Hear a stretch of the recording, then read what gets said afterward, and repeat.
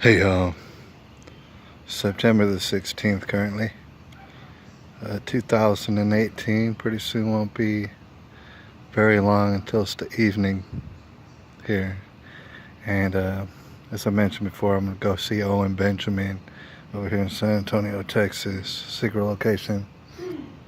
And so it's not going to be a music broadcast today, and I wanted to get a musical presentation going, but it's going to take a little bit more time.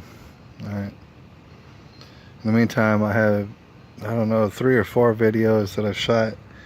I haven't uploaded it yet. I'm working on it.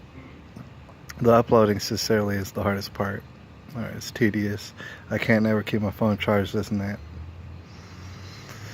But I digress. Actually, the point that I wanted to make, the whole reason I wanted to make a video today right now is to just cover a couple things. Now, you might already know, you follow this channel, everything's connected. At least everything that we talk about. It doesn't matter what we talk about, we bring it up. It's always going to be connected to something else. And, you know, it's notable that this channel takes a lot of twists and turns. And sometimes I want to do things while I'm out doing certain things, and I won't be able to get it done, or at least I won't be able to get it done for a while. Alright.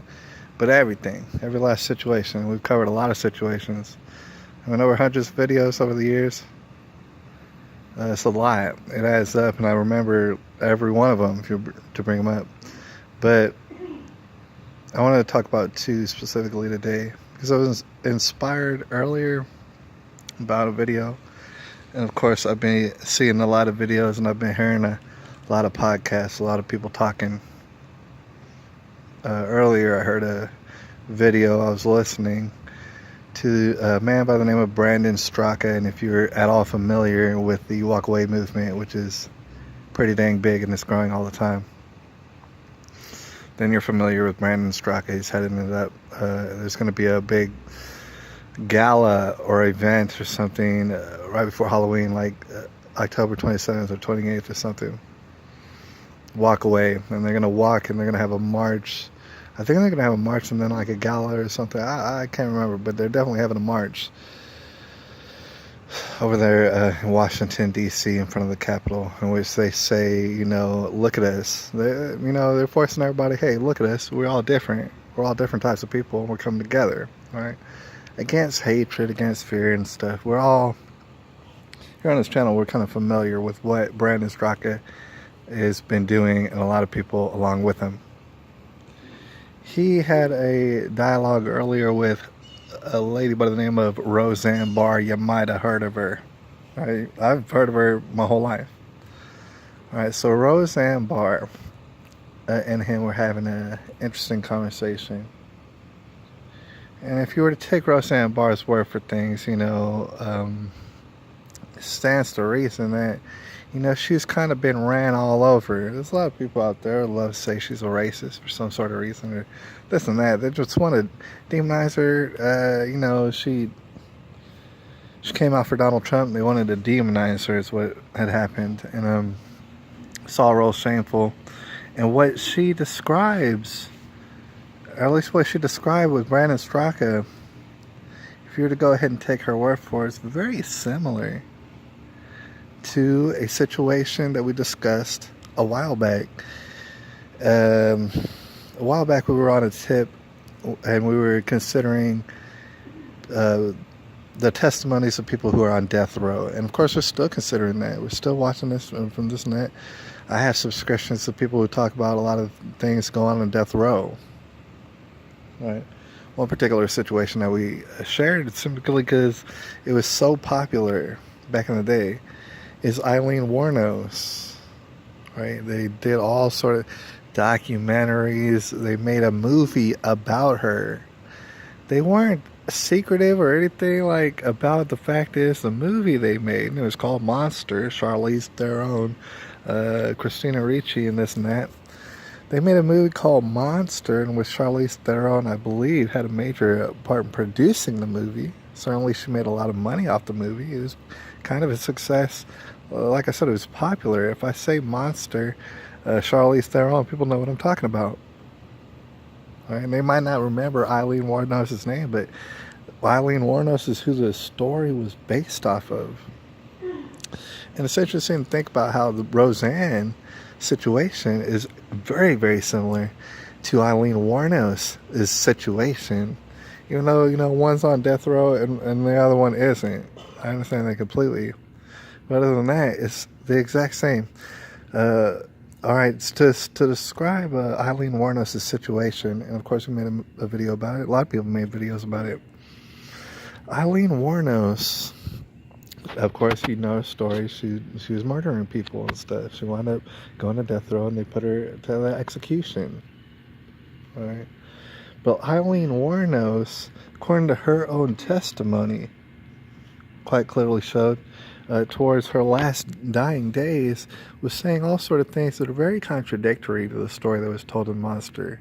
In fact, almost a 180 opposite.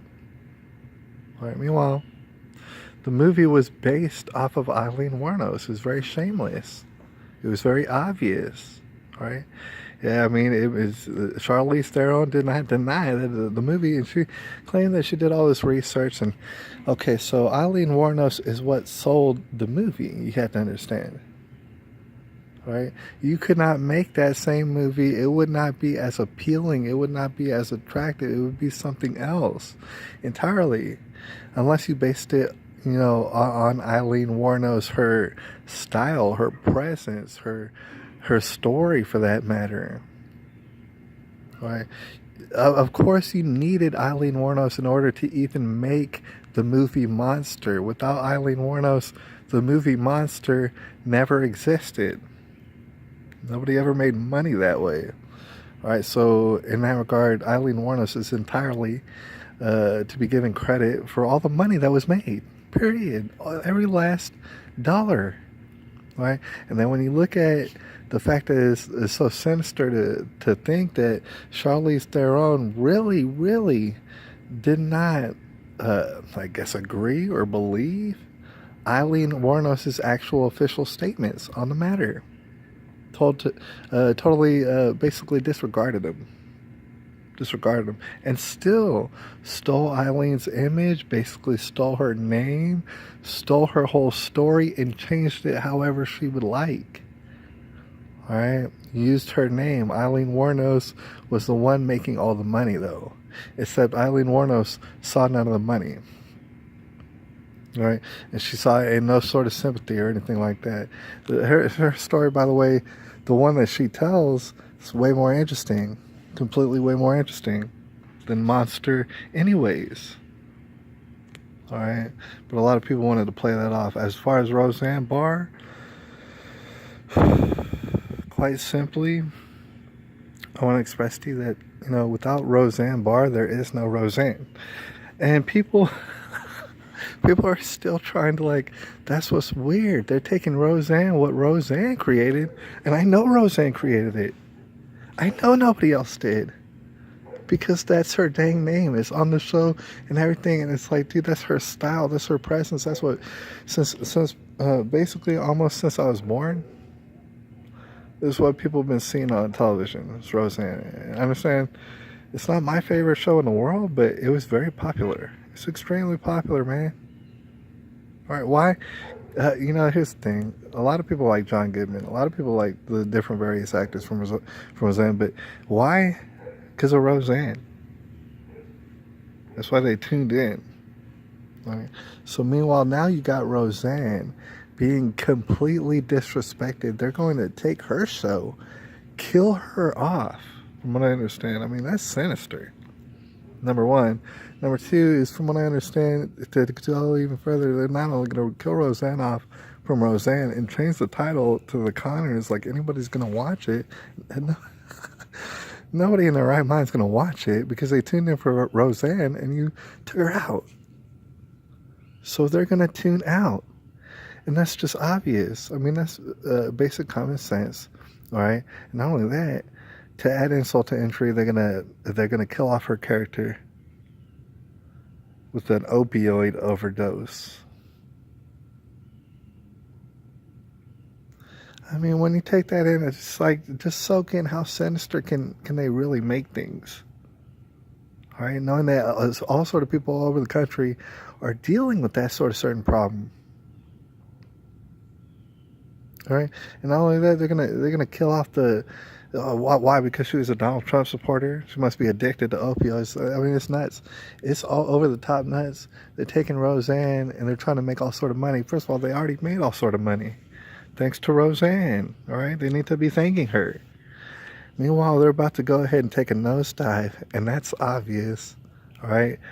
I don't know when it premieres, but a couple months from now, you can see that I'm not a genius or a psychic. But they're going to make what little money that they can off it. It's really shameless. It's terrible. To think that they'll take women, and I want to emphasize this, these are two women, right? Never mind human beings. These are two women that are being absolutely, totally taken advantage of. Meanwhile, it was their presence, it was their character, it was their essence or whatever that captured people's attention to begin with, period. And it was nothing else. All right, isn't that interesting? Right? Also, the people living in upside down loop-de-loop land. All right, to the point is where I don't even know how to talk to you. I mean, how in the world can you have Roseanne without Roseanne? All right, and think that you're gonna make money? It's not gonna make no money. All right, it's terrible. We're all up in the tribulation. I gotta go to a comedy show. All right. I appreciate y'all for being there and stuff. And I'll holler at y'all a little bit later. September the 16th, 2018.